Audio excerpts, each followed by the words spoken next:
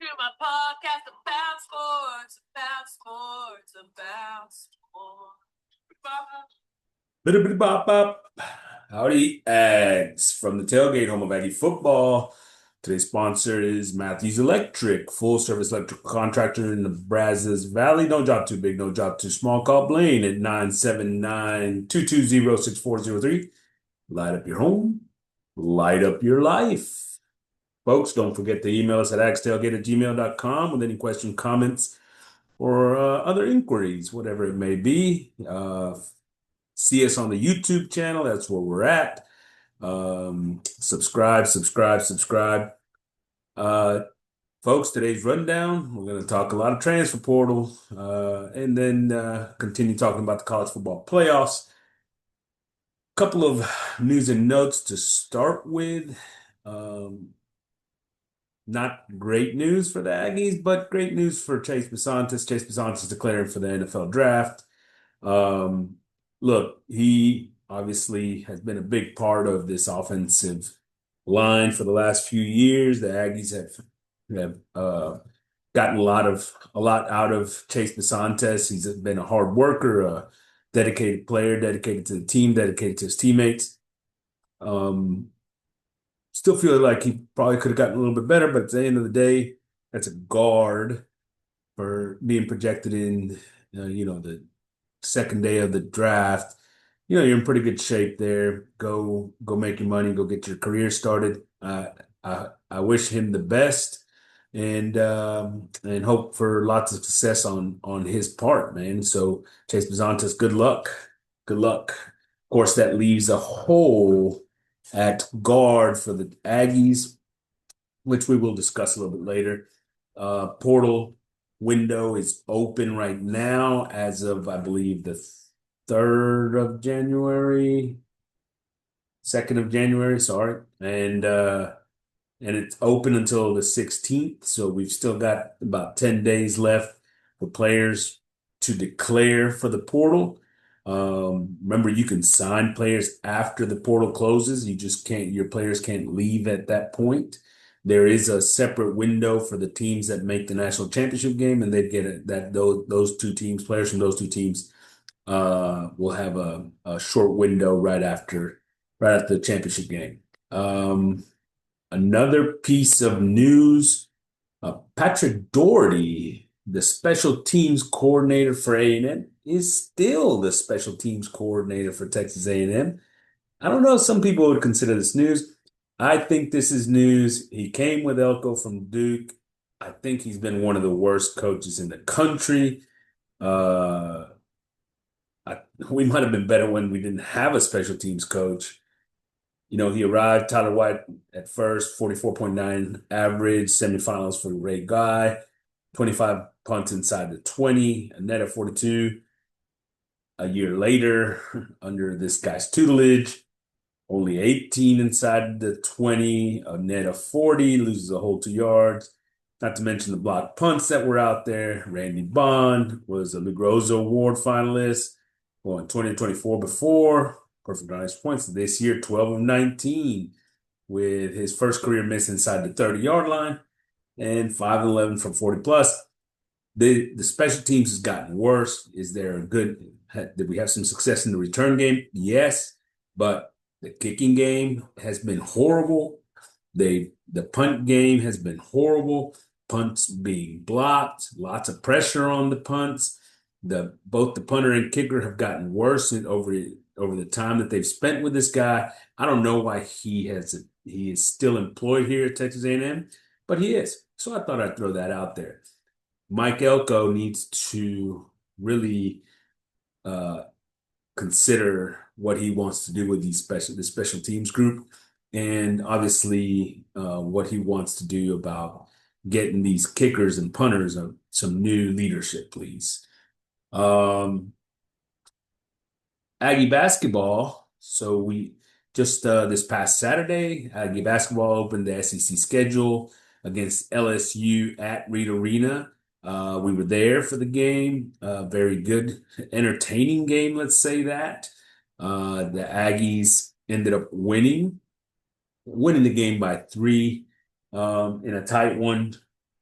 with I think LSU some opportunities there to make it maybe even closer. Kind of a dumb mistake with a foul on an inbounds play for the Aggies. All they had to do was probably not foul, let them inbound the ball, have them, put the shot up, and we'd have been fine. 4-point lead at that point. But instead, foul while the ball was still out of bounds. Kind of a dumb mistake. A lot of turnovers that were kind of sloppy at times offensively. So still got a lot to work on. We're able to get a lot of turnovers to the press. They definitely have a size disadvantage, with Baca no longer being available with his injury, and so they're going to have to continue to play that way. But you get some good production out of some guys that ultimately you get the win in your first SEC game.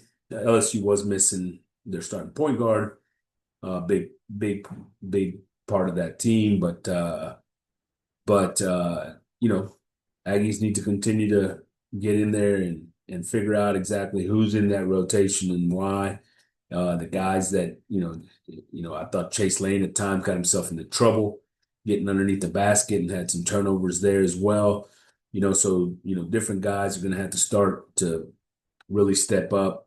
Didn't shoot the ball that great and still got the win. So there's that. Aggie basketball goes to Auburn on Tuesday, and we'll see how that goes.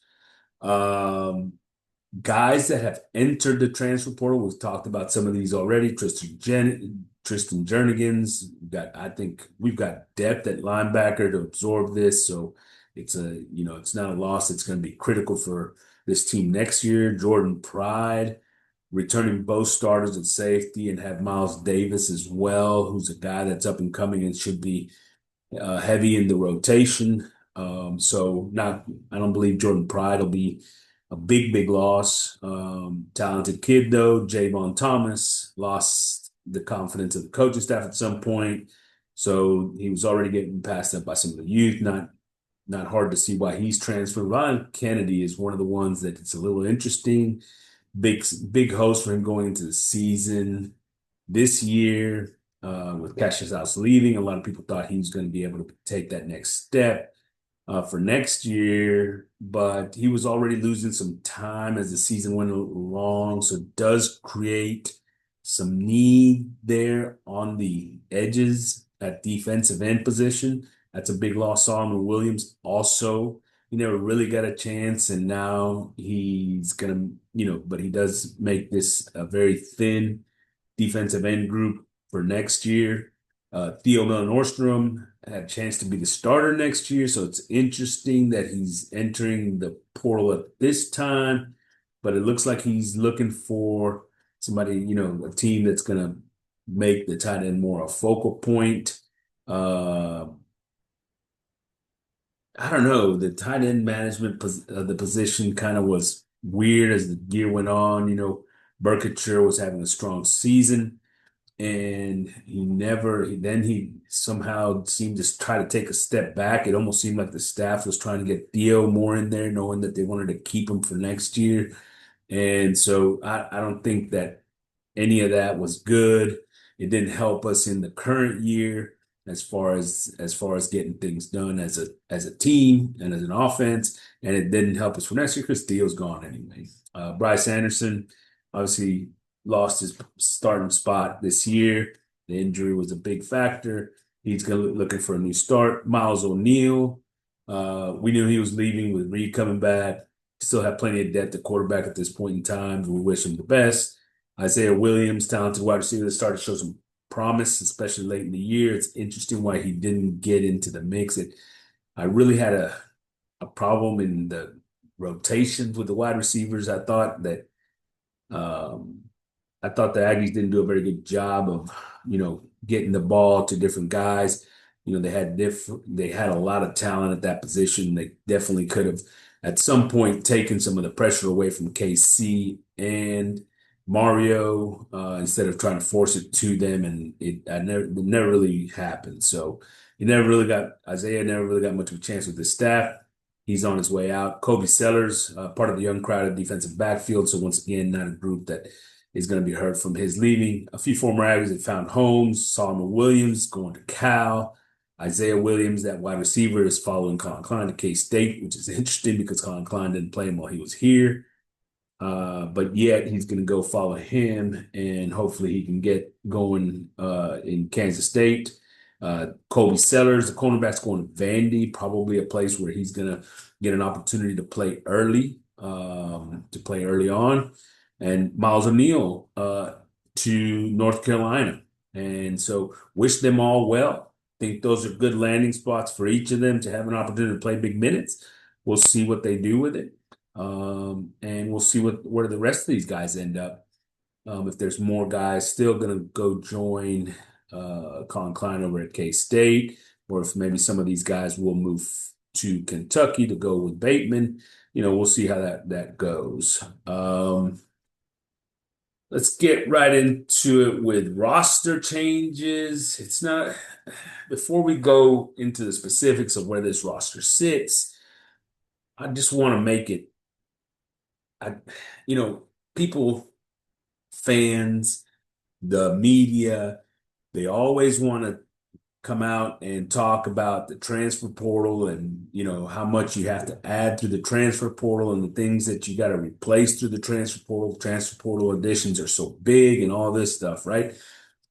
They make such a big deal about the transfer, but it's not always better to go to the portal for all these pieces. Allowing the young players to take over for departing talent is likely a better option, right? In most situations. Now, is there situations where you've got some superstars out there that you really can bring in and have a big impact? Sure.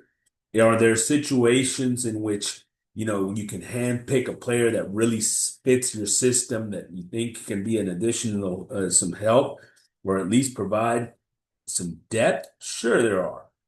I'm not saying you don't use the transfer portal. I'm saying be careful what you do because in some of these situations, you get these guys from other places. You've seen them but you haven't seen them in your scheme with your team, coached by your players.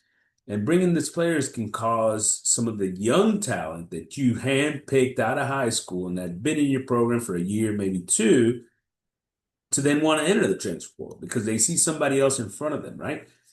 And so now, especially in a situation where maybe in the past year, last year, you had a young guy that you were definitely telling, hey, look, we've got these guys ahead of you, but remember, let's keep working hard.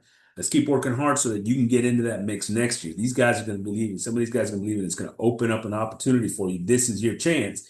And then you go get a guy out of the portal, and they're going to be sitting there like, I thought you said I'm next man up, or at least it was competing for this thing, right?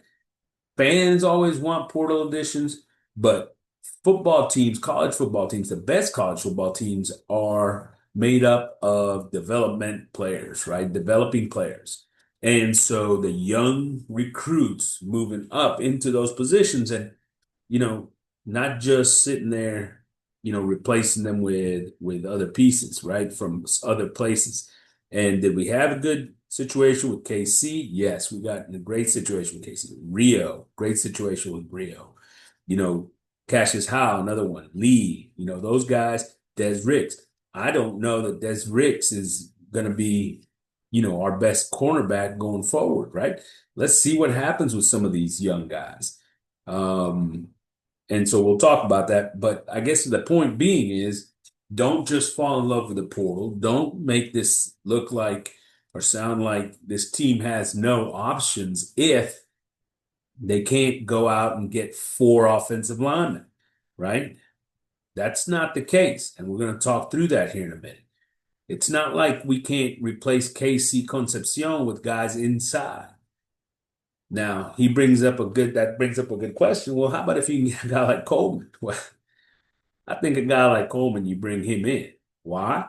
Because that's a guy that's one. was being recruited by the Aggies back in the day. We like his what he's made of, his composition. So we like the kid. And two, he's he's an all-star, right? He's an all-American caliber player that's going to make you better. And so um, that's important. He's a playmaker. He is a difference maker. He is going to be explosive and produce those things, and he can be a part of this team going forward, right? So, but not every portal addition is critical. So sometimes you got some guys for debt. You got to figure out how to do that, and you got to make sure that your guys that are on the roster right now understand that you're not just sitting there adding players that they're going to replace them, but just they're going to um, help them fill the roster, right? Coaches need to evaluate who they have in the building because you don't want to discourage development and growth. Guys that can be around for a couple of years may be more important than a guy that's going to come in for 1 year and be gone, right? And sort of disrupt what you have in the building. So be careful. Be careful. Having said all that, position by position, let's go through this thing offensively. And as everybody always does, we're going to start with the quarterback because the quarterback is key.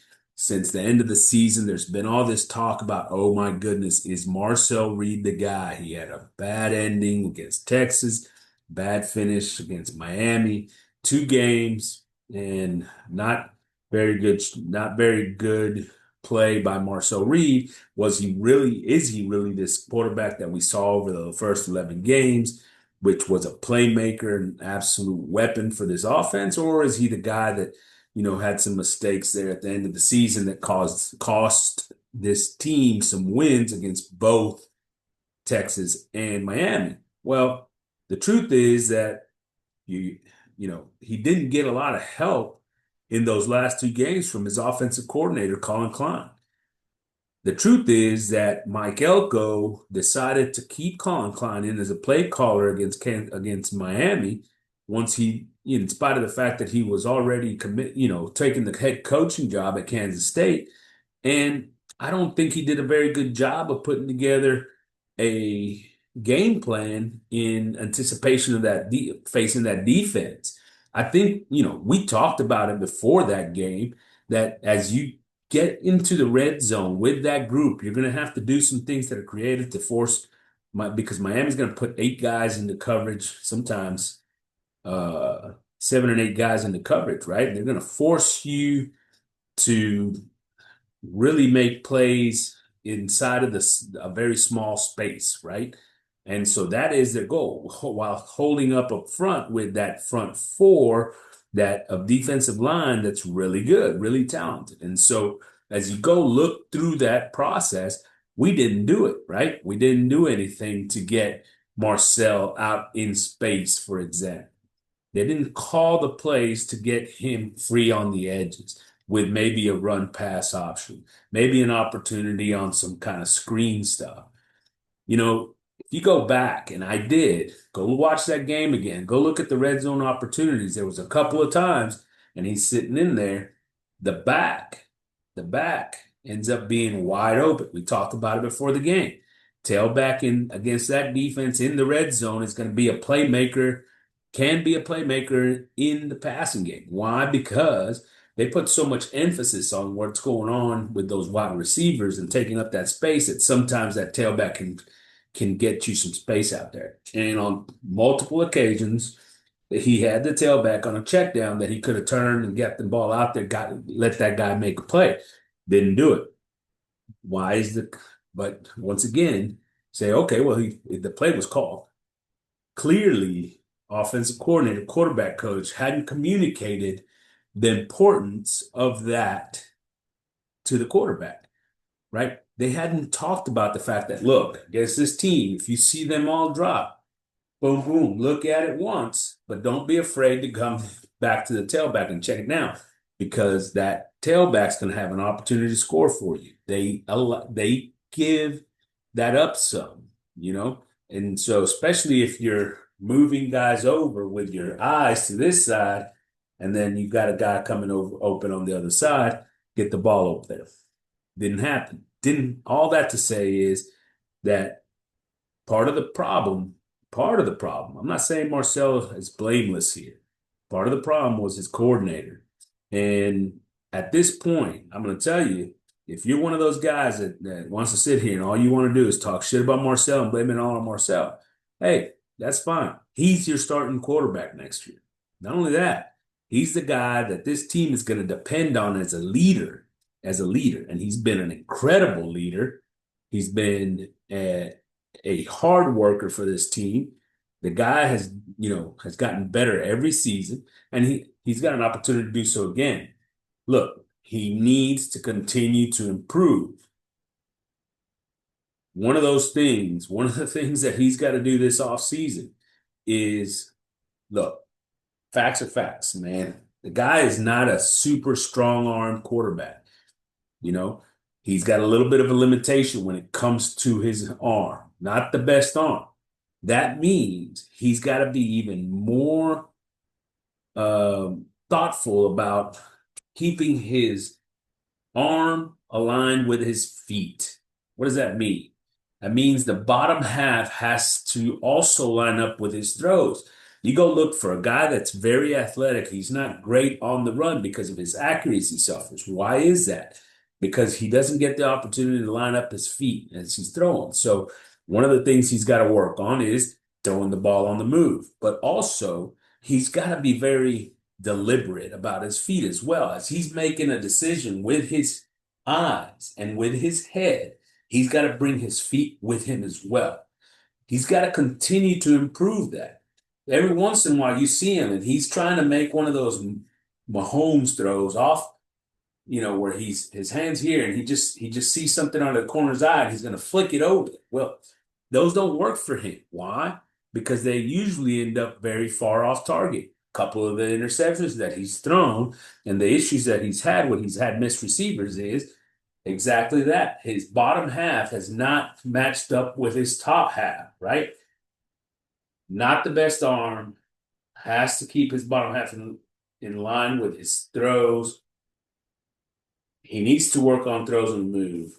You know, he also has to take the next step as far as going through his progressions, right? Reading a defense because this year you saw him, and especially as he got in tune with KC, right? Him and KC started off the year, man, they were killing it. And him and Mario started off the year, they were killing it. And so when a play gets called and KC's number one option, he would just stick with it, stick with it, stick with it, stick with it. Next thing you know, he's either forcing the ball into KC into a tight window, or he's he's getting sacked, or he's out of the pocket, so he needs to get to the point and get past that.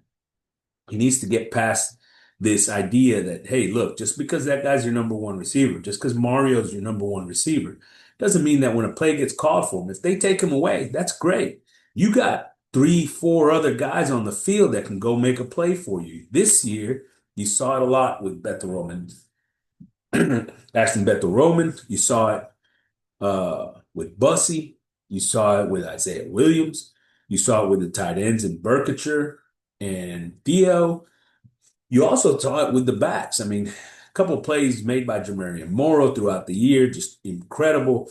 But situations in which you're able to come off of those big time receivers and hit some of those other guys, force a defense to change what they're doing, and then all of a sudden you can go back to your number one options, guys. And so that's the next step as he goes from first year starter to second year starter. He's going to have to start to develop these skills, right? He's got to get better for sure. Offense coordinator also has to get him to see it.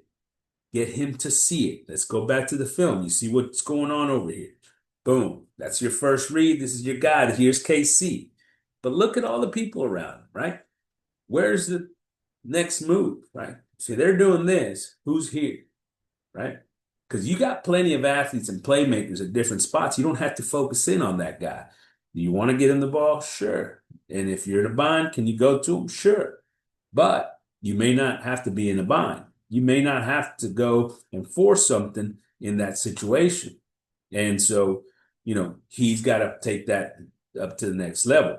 Also, that coordinator can come back and run plays knowing that this defense is focusing on KC, on Rio. I can run a play that's specifically meant to be to the other side, right?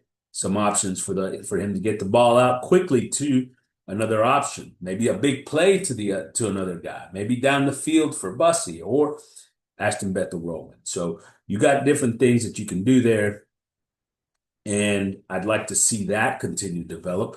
The last piece of it is also some pre-snap reads and some post-snap reads.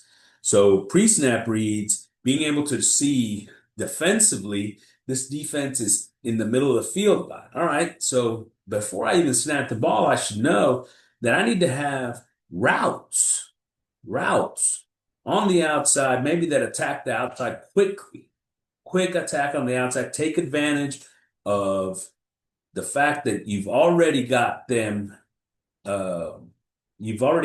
beat on that side. You got them leveraged on that side, right? Take advantage of that leverage quickly. Let's get the ball out there and let's attacking. If they are out wide, understand that maybe then we need to attack the insides, right? How do we do that? Well, a pre-snap make a change so that it's not a matter of after the fact. Pre-snap based off of defensive alignment. How about middle run game? If that's part of what you're doing and checking there, getting the ball out quick to those wide receivers if they're open now, but pre-snap reads to see, hey, this defense is giving you this now. Even if they're doing something funky off the snap, they're not going to get there in time. Those pre-snap reads. Post-snap reads for Marcel, I think he has a big growing curve on trying to get the read on the zone reads and the run reads to get a better mesh and maybe a little bit longer mesh in there, and also to make sure that he sees that his opportunities to keep in those situations. Some of that you can probably determine even pre-snap, but sometimes, as you're reading that guy, he doesn't do a very good job of understanding when it's time to pull and get outside, when it's time to give, and he sort of does the wrong thing on that.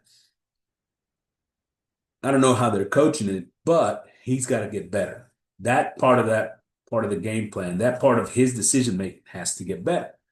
How many times were we out there looking at why did he hand that off? Or why didn't he hand that off? Right. So he's going to have to work through that process. So there are things that he needs to work on. His play fakes are a big part of it, whether it's after he hands the ball off and, you know, continues his boot outside or, his play fake outside, or even, when it's a play action, really getting a hard play action in there and being able to suck that defense in when he wants to go deep.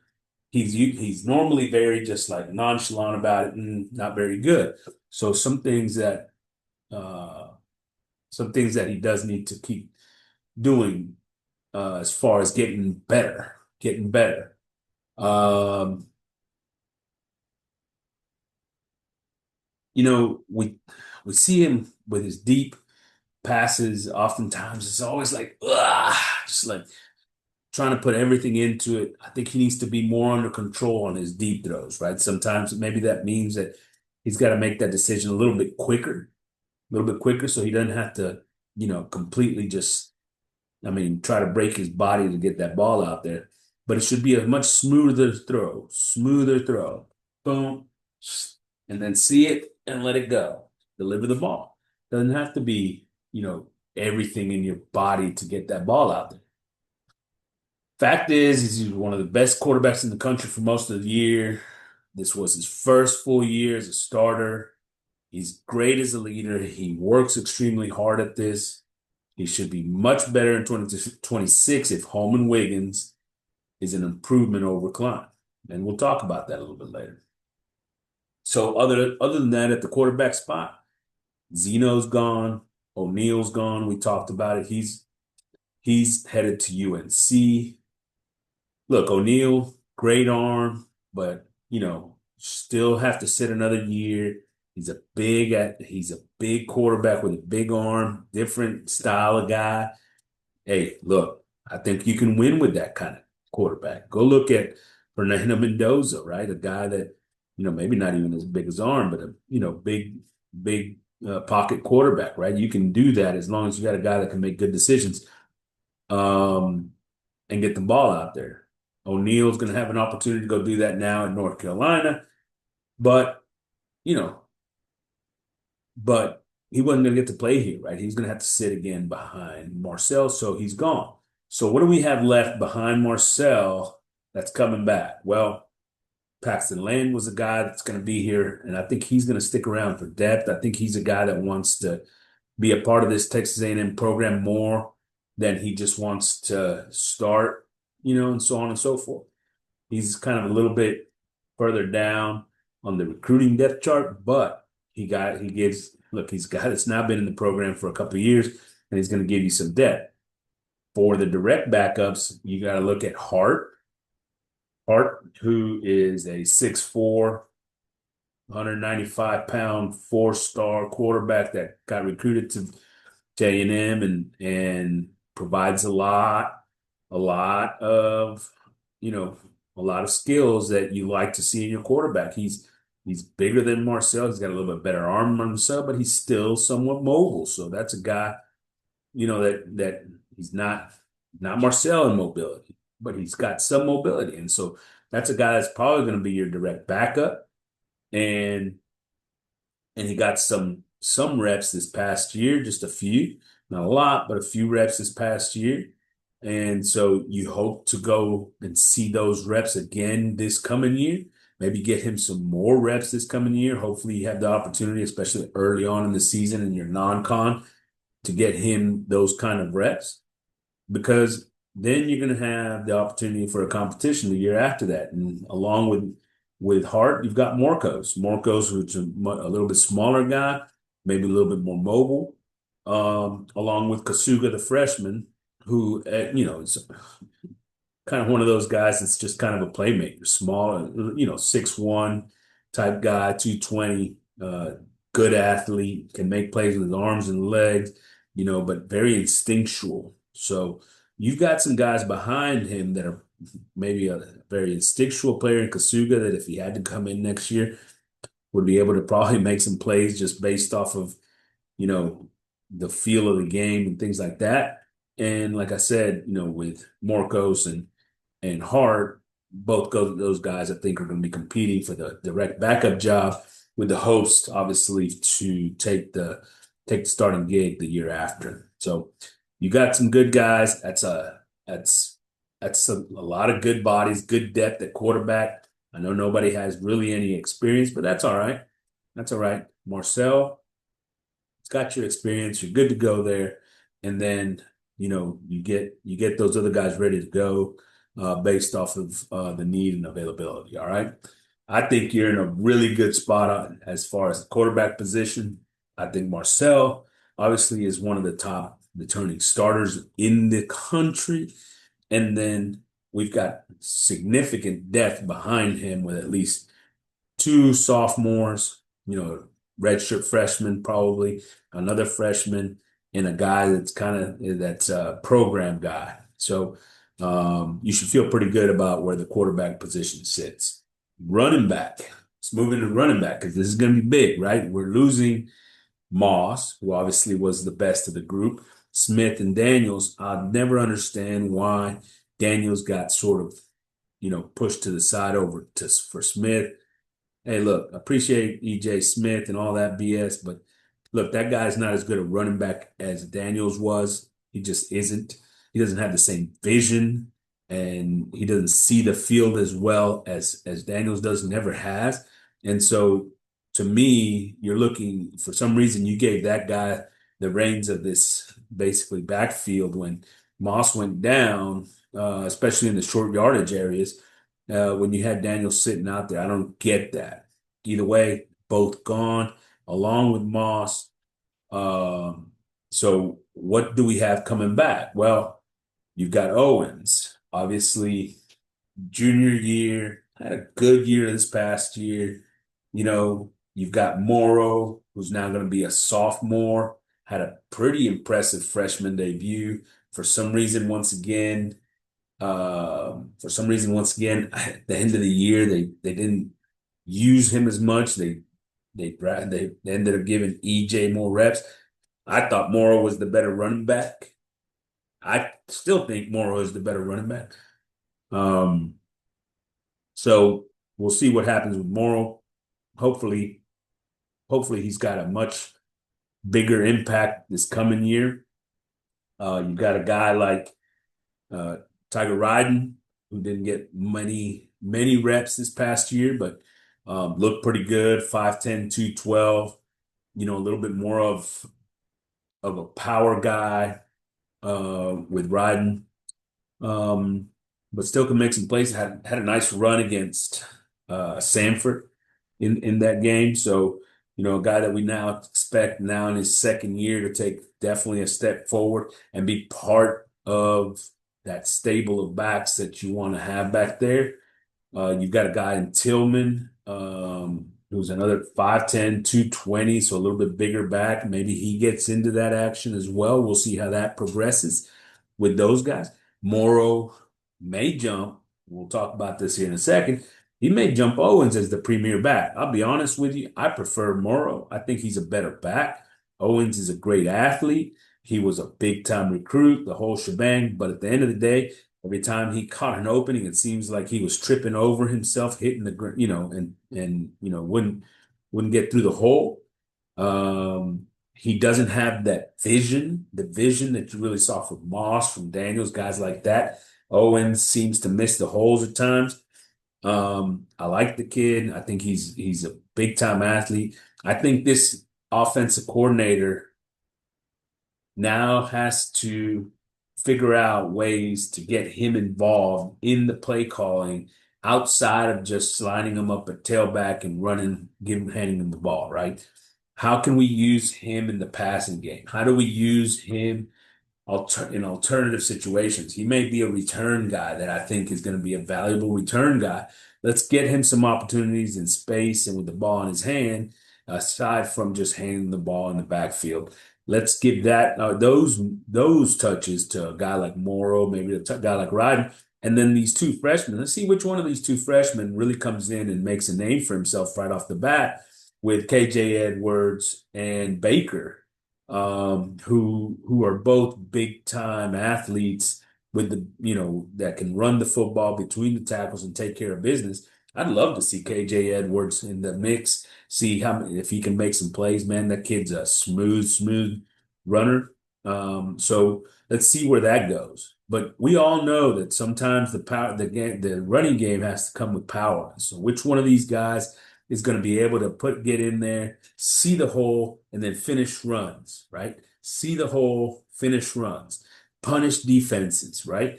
One of these guys has to take that role. And I don't think it's Owens. I think it's got to be Morrow. It's got to be Biden, maybe Baker. Let's see who comes into that role. Could you come in and get a transfer in here as a big back? Yeah, I think you could. But what are you willing to give up for that? If you do that, does one of these young backs that we have a lot of belief in and feel good about, then one of them leave, right? And so that's the offsetting sort of deal here. There's not a ton of, there's not a ton of great backs out in the portal right now anyway. So maybe you don't really have the option to do that. And if you do see a guy, I guess, and you say, okay, well, I'm okay with it. And if we lose this, if it's going to cost you Jamarian Moore, I think you've got a problem. I think you've got a problem. That's just me. I thought that kid showed a lot this past year. I think he's ready to take another step this offseason. And he should have been getting a bigger role as the year went on instead of what happened there where they were taking his touches away. I don't get that. But I think this team right now is in a good place at running back. If anything, like I said, you could possibly add a big time bruiser to the group. But be careful. Be careful. Wide receiver, lose KC, you lose Isaiah Williams. He's going to Kansas State. KC is projected to be a first round pick. You understand him declaring for the draft. This is where the rumors are as far as what the Aggies may bring in, right? There's talks about Coleman, and now Coleman thing is between us and Texas Tech. Look, you don't say no to Coleman, right? If you can get him here, that you take him because that dude is an absolute playmaker. He's 6'2", 220, and the guy can absolutely go make plays with the ball in the air. All right. So you get it. You take him, no doubt about it. He's a top player in the SEC type of guy. He's a guy that's going to make a difference for anybody wherever he goes plays, right? So if you can get him, you get him. Wilson from Florida is another guy that's been rumored out there. So we'll see some of the other pieces. But here's what I'm talking about. Why would I go pick up a wide receiver that's, I don't know, middle of the pack somewhere, didn't have a great season where he was in the first place, and he's going to take away from the group of wide receivers that I already have here, a group that I think is very talented and is ready to go take a next step forward, right? A lot of those young guys are ready to go take another step. Mario, as a sophomore, you saw what he did, right? I think when you look at Bethel Roman, you saw what he did in his second year in his improvement, right? And so those are guys that you got to think about. And so now you got other guys behind them that you don't want leaving. Terry Bussey, talking to you. Let's go make this offseason the offseason in which you turn into the five-star ball player that you are expected to be. Let's make this that offseason because Terry Bussey's a playmaker, man. That dude's explosive. He's got all the tools. Let's go get him the ball, find ways to make him productive, right? But he's not the only one. Look at the receivers in the receiving room with Rio, who we know what he can do with what he did this past year. Bethel Roman, a guy that came on later in the year, had some drops issues early, came on later in the year, made some plays, needs to continue to get a little bit more physical, I think. Bussy, a guy that needs to get more consistent, but it probably would help if he were getting more touches, right? He needs to get more consistent, and they have to open up opportunities where he's getting the ball, whether, they're handing it to him on a jet sweep, whether they're getting it to him on a quick screen on the outside, or let's go deep and send him down the field to go make a play. So Terry Bussey, another guy, this was a guy that he's a super five-star, right? We gotta find ways to make him a playmaker. Whatever it is, he's got to become a playmaker. You got Johnson, who's going to be probably a redshirt freshman, sophomore type guy. He's another smaller, 5'11", but he's just he's a big time, he's a big time recruit. He's a big time recruit that probably is still developing and getting in there. He's got some speed. TK Norman is a guy that really looked good when he got on the field. 6'1", 203, good sized body. I thought he was very physical. I thought he did a great job of getting the ball whenever he had a chance. And so I'm excited about him and his development in his second year on campus. A guy that we didn't see on the field at all is Jerome Miles, but he was a five-star recruit coming out, 6'2", 220, and now he was hurt all this past year. Now he's going to be healthy. Can you get Jerome Miles back on the field here this spring and get him ready to be a part of this offense come the fall? Can you figure out where his strengths are, how to get him, into the offense, how to get him running the plays, running routes, good receiver. The guy's got the talent, right? He's got good hands, he's got the size, he's got the speed. This is a big time playmaker out of the high school ranks that you want to develop through your system that you don't want transferring out because he thinks somebody else is passing him up either, right? So freshman Jerome Miles, a big piece to add to this receiving room, in my opinion. If you don't, especially if you don't get a guy like Cam Coleman, because he's got that kind of size skill combination, right? How about a guy like Jonah Wilson, who was a transfer in and didn't get much run this past year, but he's another bigger body, 6'2", 211, that he was a pretty good recruit out of high school. And he had some success over at U of H. So maybe a guy that you can start to bring into the mix with regards to, especially with his physicality, which was it's a little bit of a different kind of skill set than the guys that we had on the field this year, you know?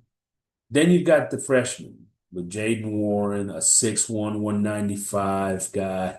Aaron Gregory, a 6'2", big time wide receiver, almost five-star type guy. Williams, a 6'1", 190. So you got those guys that you want to start getting in the rotation. Now, those young guys, they got to go earn it, right? But they may be in there next year as you start seeing maybe a guy like Rio, Bethel Roman start considering their next steps. Maybe these guys can start getting into that mix. But there is depth. There is depth. There is quality depth at those stages. Some of these guys have superstar potential. It's time to let these guys get out there, right? These are the guys you recruited them for a reason. You recruited them for a reason. Let's get them out on the field. Let's let them make plays. Alvin Wiggins, it's your job. It's your job to make sure that they're ready to go and that this group is ready to be the next playmaking group, explosive playmaking group of the Aggies, right? I like the group of talent that we have here. I think it's got a good, diverse look to it. We got some size, we got some quickness, we got speed, we got hands, we got the whole shebang. Now let's put it out there, put it together, find the niche for each one of them, and let's start making sure that our plays are being called accordingly. Tight end. Now this is a group. This is a group that we may not have been comfortable with not too long ago. So you lose Burkitcher, you lose Nye Black, you lose Theo. You know, all of a sudden, you're kind of in a bind. You got this year's freshman Armstrong, um, which everybody loves, 6'5". He's huge. He's athletic. Can he make that transition from freshman to sophomore year being a big time productive player? We're gonna see. We're gonna see. He had a lot of development to go coming into this year, based off of where he came from and what he was playing before. So, he had a lot of work. We'll see if after this year, coming into next year, we can start to see some of that athletic skill set really start taking shape and seeing what he can do there. I certainly hope so. If if not at tight end, man, we could line him up at defensive end for sure, and let's let him get going over there. So let's figure out a way to get this guy who's an extremely talented athlete on the field, but he's not the only one, right? I think another big piece to this is Mike O'Reilly, and now he's going to be a senior. He's 6'5", he's 260. He's a guy that is physical at the point of attack. He can make some plays in the run game. I think he's probably your best blocker coming in. This guy's really a guy that you can use in a lot of different ways. He's not the most explosive receiver out there, but as we know, that tight end position, you can do so many things with a guy that's able to get open, and is willing to do the dirty work on the outside as well, with blocking and different things. And so that guy, I think, is a big piece to what we're doing. We got the freshman, uh, Jacobson, uh, Jacobson's one of those guys as far as the freshman, a guy that's, highly touted, things like that, but he's young, 6'6", 220, still on the way. So those freshmen probably have a year to go before they really get into that rotation. Three freshmen, by the way, that can hopefully do a lot in building their bodies over the next year and trying to get themselves in a position where they can get onto the field after that. But then, so what happened? So we've already added two tight ends. We added Houston Thomas out of UTSA, a College Station native, and Richie Anderson from Fresno State. And both of those guys have the ability to block. The ability to block. Houston Thomas is a little bit more of an open type wide receiver. He's not super physical. Caught 34 passes for 347 yards last year at UTSA. So he's a guy that can do some things and definitely in the passing game, and be a little bit of a mismatch with his size at 6'5". But don't mistake this for, he's going to be right in line with the guys that have been in and out of the program the last couple of years, right? Can be helpful, can be productive. We need him to play hard. We need him to block, but he's not going to be a superstar by any means. He can be productive. The other guy, Richie Anderson, Fresno State, a guy that once again had 30 catches for 300 yards, somewhere around there, I believe. 31 catches for 300 yards. As a sophomore, played all 13 games at Fresno State. He's 6'4", 255, so maybe a little bit more physical, bigger, physical than Houston Thomas. But a guy that can get in there and actually help you in the blocking game.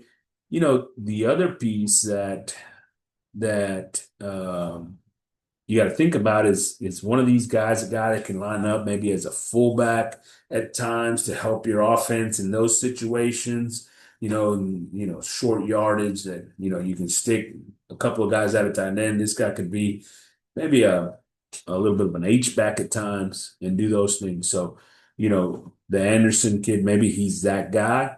Let's see what we see from him. He also comes in, has got to have a big spring, make sure that he's bulking up and take care of those things. And so offensively, those are your skill spots. I think we're in pretty good shape. Tight end, they've done the thing, brought in a couple of guys to help that depth issue. I think everywhere else we're pretty good. Maybe we can add Cam Coleman, that'd be great, or another big time wide receiver just to solidify that group as well. That'd be awesome. Huh. We'd love it. You'd love it. I think Marcel would love it. But I think that's the goal. Let's talk about the offensive line because this one's another big area. Everyone's making a big deal about replacing the offensive line. We need to get all these damn, transfers because we lost at this point the entire starting five minus Naboo. And so, you lose Zoom, you lose Father, Reed Adams, Crownover, Coley, and now Basantis, right? Well, I'll be honest with you. Reed Adams didn't have a great year this year. Just didn't. Go back. That's why he was rotating in and out, right? Why was he rotating in and out? Well, because they moved Naboo over to guard when Father came in, Zoom moved to center. Not a great year by Reed Adams at all. And so I don't know if he was hurt. I don't know what was going on there, but he just wasn't great. Losing him, yeah, is it a loss? Yes, it is. Coley, the backup at center. Well, he wasn't really the backup at center anymore. That job went to Zoom. Zoom, that's a big loss. Probably one of the best offensive linemen in the country this year as far as his production.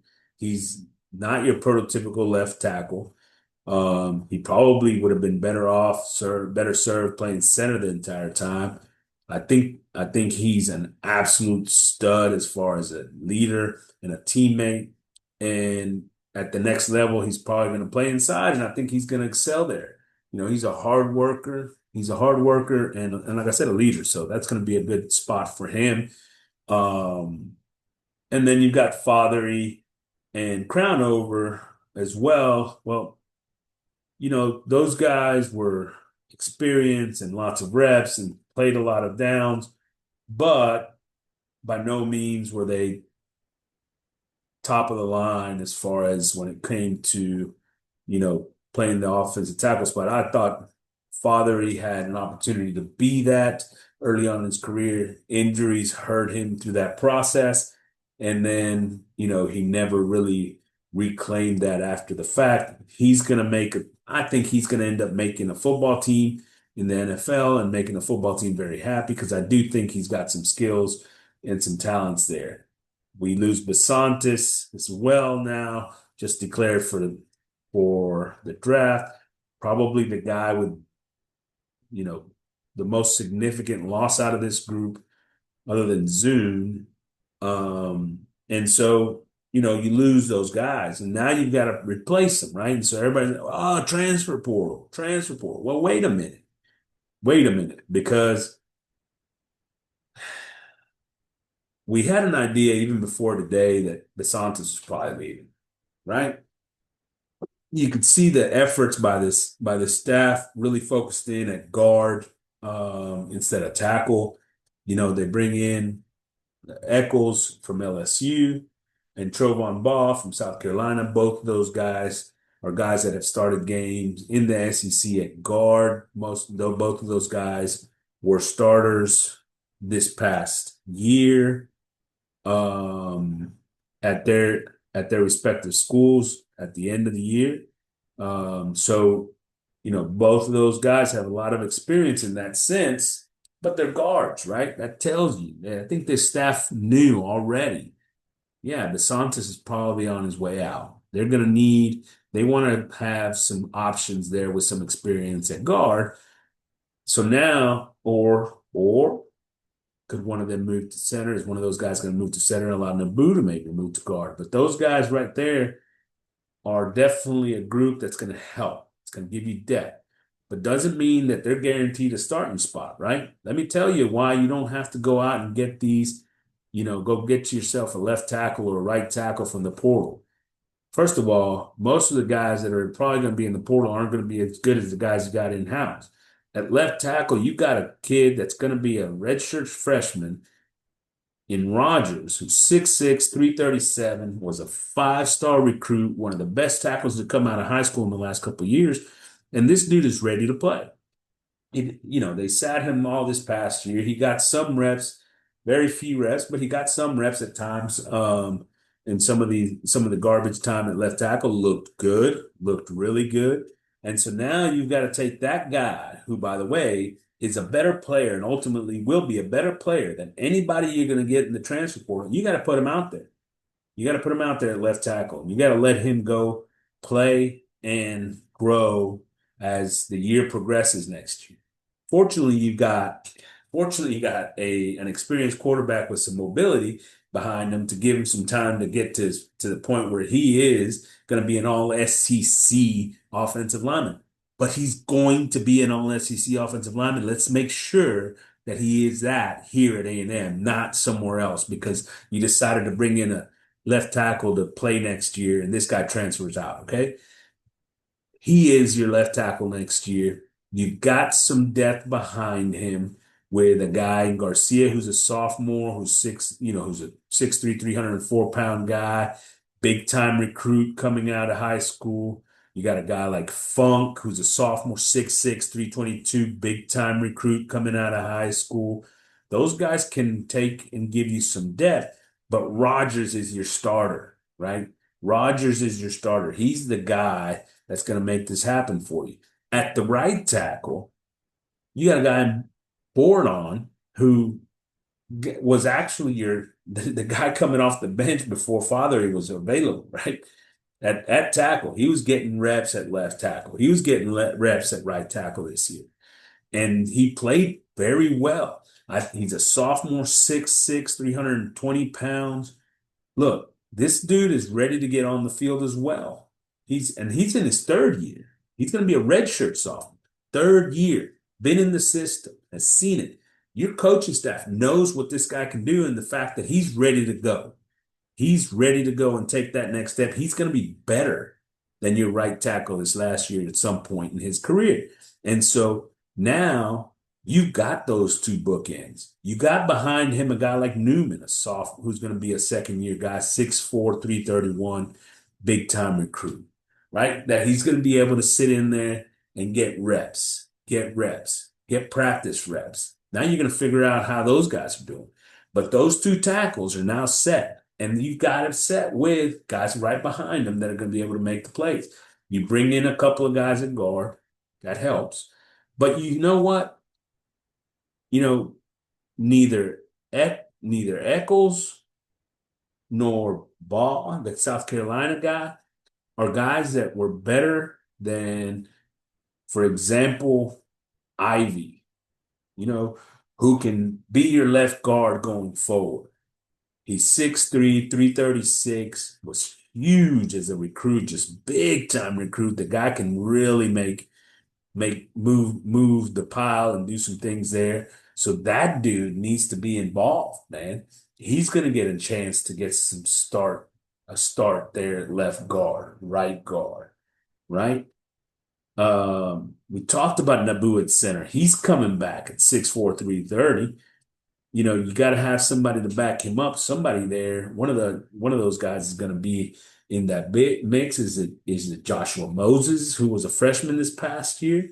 Is it maybe one of these transfers that like Eccles that's got some versatility to him, and can get some reps there at center as well. Um, and then at right guard, you still got a Fua. You still got a Fua. And man, that's a guy that was a big time recruit for you. He's 6'3", 342, big, powerful guy inside with a great base, man. I want to see him on the field. And I think he's got a chance to go be a road grade, the kind of guy that you really want on the inside of your offense. So we've got players, man. I still haven't talked, obviously there's the freshman coming in. You got Tyler Thomas, who's another guy that's on campus, already. He's been on campus, for a while. Nelson McGuire, so uh, all in all, you're looking at a group that's still has some depth in spite of all these losses that you just added to. And then, you brought in a couple of pieces to help with that depth. Don't go messing around. Don't go messing around and screwing that up. All right, defensively, I think this is the biggest piece, right? I think this is the biggest piece because where we do have to go, I think, add to this team is on the defensive line, especially at this point at defensive end. Lost Howell, lost Hayes, Kennedy, Solomon Williams. Who are we adding? Who are we adding? Well, we just added Davis Swain, 6'4", 290. He's a guy that's going to be able to get in there and help from Colorado. He was a four-star recruit. He started 8 games this past year. He missed 3 with injury, but he looked good. He looked like he can be a productive piece of this defensive line on the interior with DJ Hicks, who was a supreme recruit. That dude needs to take that final step, to being that kind of guy, first round type guy. DJ Hicks has to start that process. Evans, another supremely talented recruit, 6'5", 310. He's going to be a redshirt sophomore, hopefully taking another step in his third year in the program, really getting after it. But we like the guys who were freshmen last year too. We think Rink has an opportunity to be a big time player in this conference, man. I like what he brings to the table. He's got a work ethic and just a motor that just absolutely kills. Not only that, tremendous power on the inside, which we need, as we know, to stop the run. Davis Swain added to that mix. Sanders, another one of the freshmen from this year, who's a big 6'3", 315, big solid man, just absolutely man. Sims, a guy that didn't get as many reps this year, 6'3", 294, that I think can be super disruptive in there. All those guys have to start making a move to get better, right? To get better this offseason. Why? Because you're not going to get any guys from the defense. There's not anybody in the transfer portal yet that's really that kind of stud that we're in on. So it doesn't look like we're getting that kind of stud from the transfer portal yet anytime this offseason. We'll see. There's still guys that may come in late. There's guys that maybe we get in on later on, whatever. But I haven't seen them yet. So those guys have to be ready to play. They did a good job bringing Brandon Davis Swain in from Colorado, and I think he's a piece that we needed. Defensive end, though, with the losses of Howe, Kennedy, Hayes, and Williams, where's that at? Okay, Marco Jones is still there. I think he's got a chance to be an absolute stud. He's going into his second year. Searcy, definitely a guy that's going to, that had got a lot of starts this past year, and he's a solid piece at one of those ends. And Pemba, what can we see from him coming over from Georgia last year? Maybe in his second year, he can take a step in the right direction. But that's the guys you've got on the edge right now, other than five-star freshman Givens. Hey, that's a nice piece, though, right? That's a real nice piece. He's a ball player, but he's only 6'2", 200, man. By seasons, maybe he's 220. I don't know.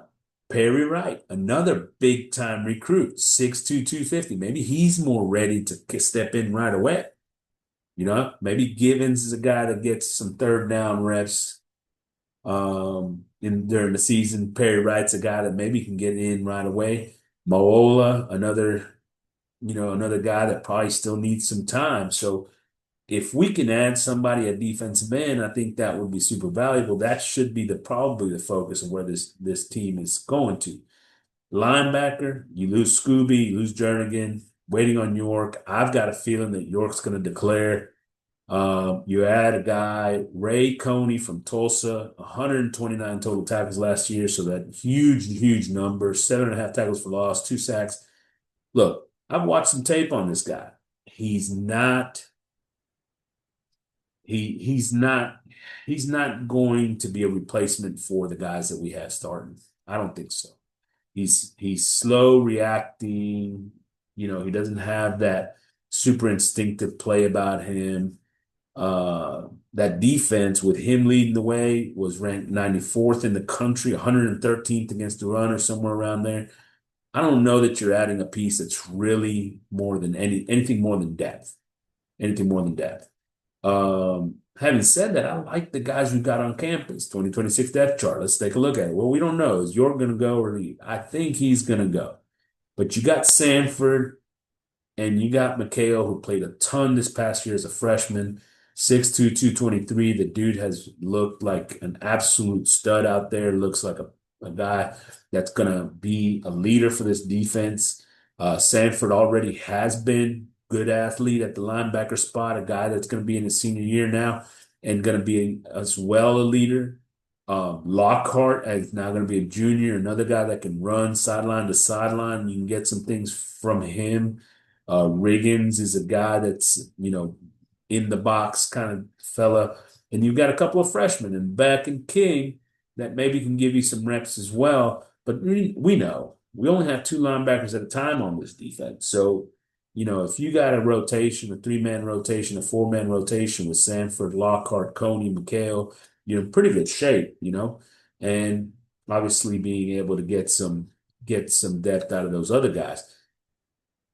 I mean, if there was an option to pick up an All-American linebacker, sure, of course you take it.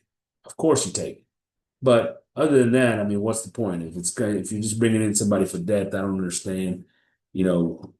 Be careful because you don't want to drive other guys away. So nickel, you lose Chappelle.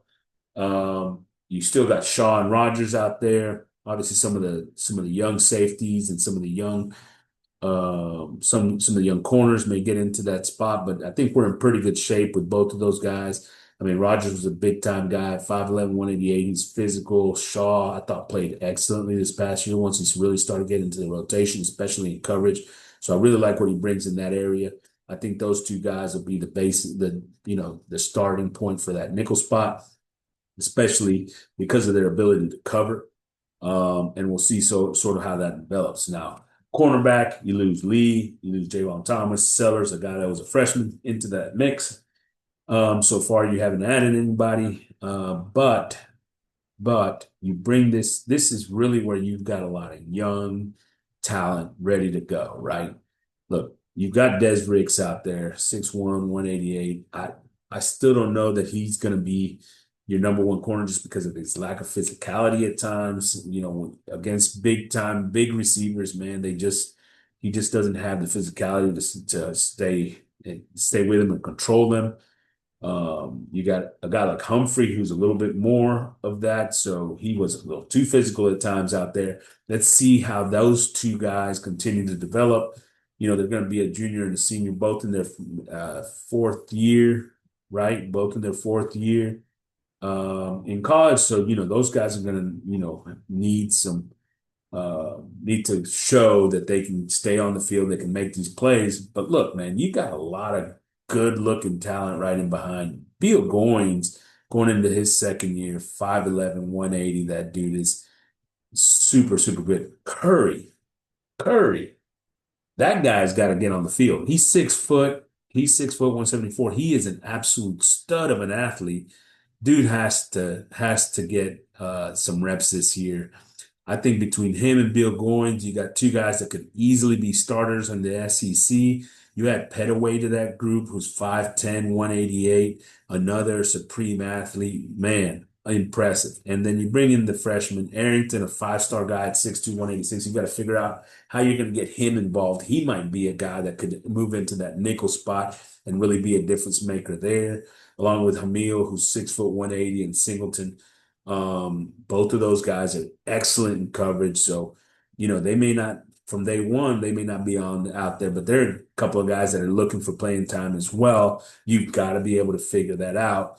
But the second year guys and Curry, Beal Goins, and Petaway, I think are the guys that I want to see on the field making plays, man. And especially Curry, man. Curry is ready to roll. He needs to be one of your starters next year. And I don't know what that means for everybody else in the room, but but you know, that's the kind of guy that you bring in here to be an absolute difference maker. And it's time to see it on the field. Safety, you lose Anderson, Kerr, and Pride, but you bring back your two starters in Ratcliffe and Brooks. And I think both of those guys have been playing excellently at the end of the year. Good size at 6'2", 209 in Ratcliffe, 6 foot, 193 in Brooks. And then you add a guy, Tawfiq Byard from Colorado, started 8 games this past year, was named an all Big 12 honorable mention as a sophomore. So he's a guy that can play a little bit. You bring him in along with Miles Davis, and now all of a sudden you got a group of four, man, that you can really get after it with. Tom Johnson's a guy that's getting into that mix, and then you got the freshmen, that are going to hopefully sit next year. But you've got plenty of depth there now at safety, man. You look good. You can even spin one down to the nickel spot if you want to bring in you want to let, Ratcliffe come down to that nickel spot and let, Byard, whose brother plays an all pro NFL safety, right? And if you want to let him and Brooks be your two deep guys, you can do that. So you've got some flexibility with those guys. And I think that's in pretty good shape. Finally, you added a kicker in David Olano from Illinois, big addition, because like we talked about before, the kicking game has been pretty bad, pretty damn bad. Um, Aggies, don't worry about this roster. I think this roster is in really good shape. They got to continue to build the thing, obviously year in and year out, and put the pieces together. Mike has had a little bit of a focus on defense. Obviously, he needs to make sure that we're getting the pieces offensively as well. Always make offensive line a priority, but this roster is in really good shape going into 2026, and I'm excited to see what that next step is, especially with the new coordinator in Harmon Wiggins and the new coordinator in Hemphill on the defensive side as well. Those pieces all need to come together. Let's talk a little bit about the playoffs. Miami beat Ohio State 24-14. Everybody's talking about how do you lose to Miami? Whatever, man. Miami goes over there, beats Ohio State even worse. Defense dominates again. 2 picks, 1 return for a touchdown, 5 sacks of Sane. Julian Sane's supposed to be, this God's gift to quarterback, and he'll be back next year for Ohio State. But once again, we're looking at this defense and really making a team that was supremely talented and, was, being praised for their quarterback play, and they make them look pretty, um, average, really, pretty average. Only ran for 45 yards. Look, Jeremiah Smith was the only player on that offense to do anything. He went off, of course, for 100 and whatever number of yards, but he was their only playmaker out there. Other than that, Miami absolutely dominated. Another big game on the ground for Fletcher, and Beck just didn't make any mistakes, which was, that's kind of at this point, their recipe for success. Run the football, play defense, and let Beck make a play or two, and not making mistakes. Oregon beat Texas Tech 23-0. Tech's offense was horrible once again. Look, the Big 12 is just not the same thing as playing basically in any other conference in the country. The Big 12 is supremely underwhelming when it comes to that. And it showed as Texas Tech really didn't even have an opportunity there offensively to do anything more than 2 INTs. The Tech defense was really good, really, really good, but put into some bad spots. They had the fumble return right to the one that got them that touchdown. 4 total turnovers for the Tech offense, man. And that defense, while incredible, they could not keep up and keep Clemson Oregon out of the offense, out of the end zone, with all those turnovers. So Oregon advances. Indiana absolutely dominates Bama. Bama's overrated. Look, they got there. Don't get me wrong. They beat Oklahoma. All that's right, but they're one-dimensional on offense. They can't run the football, and on defense, they can't put pressure on the quarterback. All in all, that team is flawed in a lot of different ways. And Indiana showed that. And Indiana's really good, man. Indiana's really good. Look, Mendoza, super efficient, poised. He didn't 3 touchdowns. He didn't have a ton of yards, right? 100, just under 200 yards. But I mean, the guy's just super poised. They didn't have to throw the football, ran the ball for 215 yards. I mean, just absolutely curb stomped Bama in the run game, while holding Bama to 23 yards on the ground. And there's the story of the game. Domination station, 38-3. That's incredible. Best game of the second round was Ole Miss beating Georgia 39-34. Uh, Look, you can just go look at the playmakers for Ole Miss, man. Chambliss, Lacey, and the 2 receivers, Wallace and Stribley, right? And those guys just absolutely dominated the game. Chambliss was an incredible playmaker. He is fun to watch. He's already recommitted to Ole Miss. If he can get the 6th year, he's not going anywhere. Lacey's not going anywhere next year. This is a very exciting offense, man. And they've got playmakers, man. They got playmakers at running back, at quarterback, at wide receiver, man. They're fun to watch. They're open. Uh, they and and they absolutely put it to Georgia's defense, which had been playing incredible, but ultimately they couldn't get Chambliss on the ground, right? And he kept making plays on that.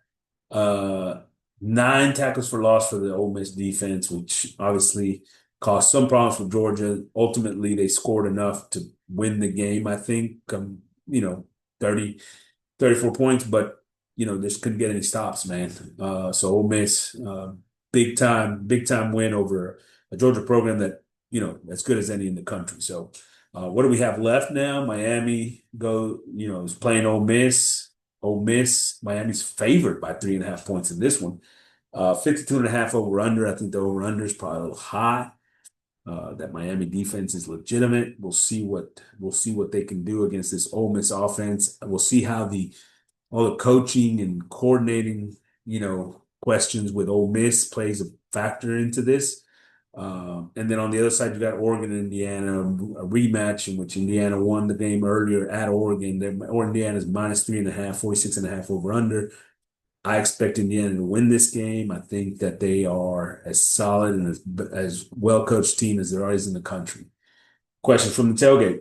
So, what's the biggest need for the Aggies? Talked about it earlier, defensive line. More specifically, defensive end. I think a defensive tackle now they've got a group that they can really, you know, get on the field and rotate around. If there's a stud defensive tackle, of course you would take them, but mostly more a defensive end. Unfortunately, not really in on the top guy, Chaz Coleman. Looks like he's on his way to Ohio State. Desir from Florida State, the two Desir brothers from Florida State, doesn't look like we're on the radar for those guys. That'd be a nice little pair of guys that you'd like to get in the door. Both of them very good. Jaden Woods from Florida would be a good fit. We'll see. There's lots of competition out there for him. There's Amaris Williams of Auburn. So there's some options out there at defensive end. Let's see if these guys can go and pick up a couple of those guys and get at least get them here today and show them what's going on. Question two: Will Holman Williams help this offense? One of the things that I looked at with Holman, obviously he's got, he did a great job with these wide receivers this past year. But, over his time coaching, he's coached with Zach Taylor, who's the Cincinnati head coach. He was there at Tulsa with him, Justin Fuente and at Memphis, along with Daryl Dickey, Dave Clawson, Mike Norvell, Ryan Silverfield, all over there in Memphis. So he's got ties to that group, and those guys have done some good things offensively. But then he also coached with Steve Sarkisian at Bama, right? Obviously with Klein at A&M. So I think he's had some good influences, some folks out there, and that he can take pieces from and try to really develop this offense. Question is, what will he take from those guys? What will he be able to insert? I want to see him put some creativity into the play calling, right? Add a little bit more creativity to what he's doing. Some of that has to be, you know, hell, man, let's see a trick play every once in a while. I'm not talking about every drive you're throwing a trick play out there, but every once in a while we should see one. The screen game, some creative screen passes and different things going with the screen games, to the wide receivers, to the tailbacks, to the tight ends, to all the different positions. More hard play action, man. Maybe get under center and let's get two backs back there, a fullback and a tailback. It could be two tailbacks, right? And come downhill, real hard play action. Run the ball downhill, hard play action, and go over the top. The play action was horrible this year. Very, very mediocre fakes and all that. So let's see if we can get some more out of that, especially with a good running game. Talk about the pre-snap reads more. Let's be able to make adjustments based off of the defensive adjustments off the bat, right? Like if they're giving you something, be able to use that right now. Use it based off of their current alignment. There's a lot of things that you can beat by alignment, right? And focus the run game more on the gap scheme than the zone scheme. I think maybe we were a little too heavy on the zone scheme. I think we need to be more, power and pin and pull and those kinds of things, with in the run game. I think that's where our offensive linemen really excelled. Not to mention making sure that we're making calls on the offensive line to increase the benefit of our alignment, right? And so making sure that they're in a position to make those blocks. And then maybe add something from the draw game too. I mean, I didn't see a lot of draws this year, and I think that can help, especially for these defenses that really drop into zones. Once they see pass, boom, and come up and hit them. So that's what I got today. Gig 'em Aggies, AP from the tailgate.